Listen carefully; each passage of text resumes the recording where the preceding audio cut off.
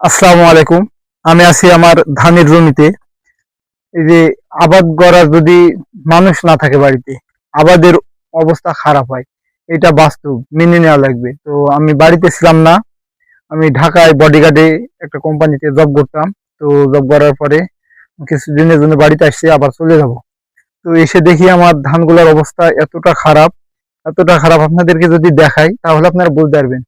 আপনাদেরকে দেখাইছি, এই যে এটা হচ্ছে আমার ধানের অবস্থা। হ্যাঁ, এইটা আমার ধানের অবস্থা। আর এটা হচ্ছে আমার পাশের ধানের জমির ধান। তো দেখেন এখানে অনেক বড়, মানে ধানগুলা খুব সুন্দরভাবে তৈরি করছে। আর আমার ধানগুলা দেখেন কেমন। আবার দেখেন আমার ধানগুলা দেখায় মাঝে মাঝে কারেন্ট পোকাতে খেয়ে নিছে। হ্যাঁ, মাঝে মাঝে কারেন্ট পোকাতে খেয়ে নিয়েছে। তো আজকে আমি বীজ দেবো। এই যে দেখেন এখানে কারেন্ট পোকা লেগেছে, তারপরে বিভিন্ন জায়গায় কারেন্ট পোকা লেগেছে। এই যে এই জায়গায় লেগেছে কারেন্ট পোকা, তারপরে ওই কোনাতে লেগেছে কারেন্ট পোকা। তো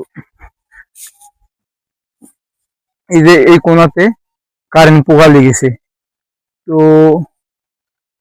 ধানের অবস্থা খুবই খারাপ, আর শীষ বের হয়ে গেছে দেখেন। ম্যাক্সিমাম শীষ বের হয়ে গেছে। এখন এই টাইমে যদি ধানে বীজ দেওয়া যায় তাহলে ধানের ক্ষতি হবে, চাল তেতো তেতো লাগবে। আমি এই ধান দেখে গেলাম, দেখে যাওয়ার পরে আমি ভাবলাম যে ধানে যদি না বীজ দিই, ধান যেহেতু তৈরি করে ফেলছে, যাই হোক কম বেশি যাই হোক হবে, তো বীজটা দিয়ে দিই। তো এখন আমি কি বীজ দেবো আমার ধানের জমিতে আপনাদেরকে দেখাই। এই যে লকডাউন আছে, এই লকডাউন নতুন বীজ দেখছি। এই বীজটা এই কারেন্ট পোকার জন্য দেব। তো কারেন্ট পোকার জন্য দিলে এটা বলে খুব কার্যকারী একটা বীজ। পরবর্তীতে আমি অনলাইনে দেখলাম যে লকডাউন কেমন, এটার কার্যকারী কেমন। তো দেখলাম যে অনেক ভালো কার্যকারী। তো এই জন্য আমি এখানে আমার জমিতে লকডাউন বীজটা দেব। আপনারা ধানের যখন আবাদ করবেন তখন একটা জিনিস, বা ধানে যখন চাষ করবেন তখন একটা জিনিস মাথায় রেখে ধান চাষ করবেন।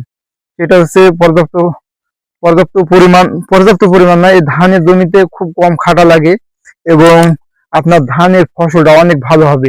আমি গতবার আমার জমিতে নিজে আবাদ করেছিলাম, আমি চাষ করে আমার জমিতে আমি নিজে চাষ করেছিলাম, এইখানে ধান চাষ করেছিলাম।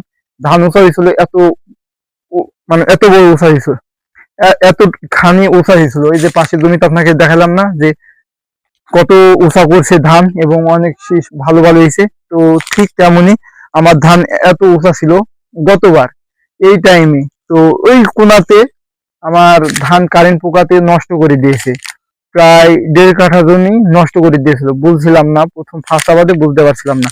তো পরবর্তীতে আল্লাহর রহমতে আবার চাষ শিখলাম। শেখার পরে পরবর্তীতে আমি ধান লাগাইছিলাম 5 কাঠা ভুঁয়ে, 7.5 মণ ধান হয়েছিল। তো অনেক বেশি হয়েছিল। তো এইবারটা দেখেন আমার ধানগুলো দেখে খুব খারাপ লাগছে। নিজে আবাদ না করতে পারলে, ধানে ধানের জমিতে যদি নিজে আবাদ না করতে পারেন, বা ধানের জমিতে আপনি নিজে চাষ যদি না করতে পারেন, তাহলে সে চাষ করার দরকার নাই।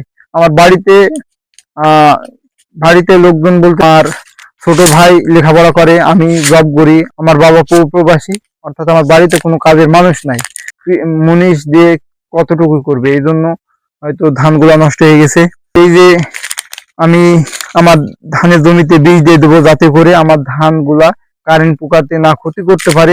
আপনাদেরকে একটা কথা বলে রাখি, কারেন্ট পোকা কি করে জানেন? এই যে এখান থেকে মাঝ থেকে আপনার রস আছে, যে রসটা আছে, ধানের যে রস আছে, এই রসটা চুষে খেয়ে ফেললে এই ধানটা শুকিয়ে যাওয়ার পরে এই ধানে কোনো বল বস্তু থাকে না, তখন ধান নষ্ট হতে শুরু করে।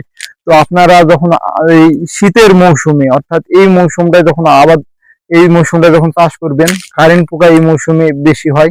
তো কারেন্ট পোকার জন্য আপনারা প্রথম থেকে বিষ প্রয়োগ শুরু বিষ ওই ঔষধ প্রয়োগ শুরু করবেন। এই যদি ঔষধ প্রয়োগ শুরু করেন, তাহলে দেখবেন যে আপনার ধানে ইনশাআল্লাহ আল্লাহর রহমতে ক্ষতি হবে না। এবং আপনি যে ধানের ফসল থেকে আপনি যতটুকু ধান চান, বা আপনি যতটুকু আপনার ফসল ঘরে তুলতে চান, ইনশাল্লাহ ততটুকুই তুলতে পারবেন। তো আমি এখন এই বীজটা সম্পূর্ণ জমিতে দিয়ে দেবো। এক ঢং বিষে আমার 5 কাঠা জমিতে কিছু হবে না। মানে আমি যেভাবে বীজ দিতাম, এই এক ঢং বিষে আমার 5 কাঠা জমিতে কিচ্ছু হবে না, আমার 2 ঢং বিষ লাগবে। কিন্তু এখন 1 ঢং দেয়া লাগবে, বলছে যে 1 ঢং দিবা, 1 ঢং দিলে হয়ে যাবে। তো ধানের যে অবস্থা, এই 1 ঢঙে হয়ে যাবে। আর গতবার যে এবার এই জমিতে চাষ করছিলাম, এই জমিতে প্রায় 2 ঢং বিষ দিতাম, 2 ঢং। তো এখন আজকে 1 ঢং বিষ দিয়ে চলে যাবো। আপনারা যারা আবাদ করবেন খুব সতর্কতার সাথে আপনারা ধানের জমিতে চাষ করবেন, ধান চাষ করবেন, তাহলে ইনশাল্লাহ আপনারা ধানে আশানুরূপ ফলন আপনারা পাবেন। আর যদি মনে করেন যে না, আবাদ ছেড়ে দেন, তাহলে আপনার কিন্তু আবাদ ঘরে যাবে না। এই জন্য বলছি যে ধানে প্রথম থেকে আপনারা যত্ন নেবেন এবং খুব ভালো যত্ন নেবেন। হয়তো ধানে আপনি সর্বোচ্চ 15 দিন যদি সময় দেন, 15 দিন সময় আপনার ধান ঘরে উঠে যাবে। 90 দিনের ভিতরে আপনি 15 দিন সময় জমিতে দিবেন।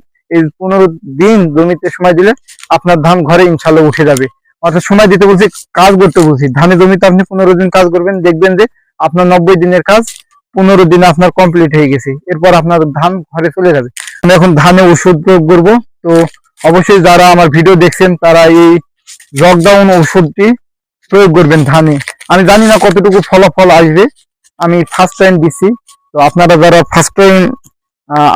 ফার্স্ট টাইম দিবেন তারা অবশ্যই জেনে শুনে দিবেন যে কি ওষুধ দেওয়া লাগবে ধানে, সেই ওষুধগুলো আপনারা দিবেন। তো আজকে আমি আপনাদেরকে দেখালাম, যাতে করে আপনারা সতর্ক হন এবং ধানে ভালো ফলন পান, এই জন্য।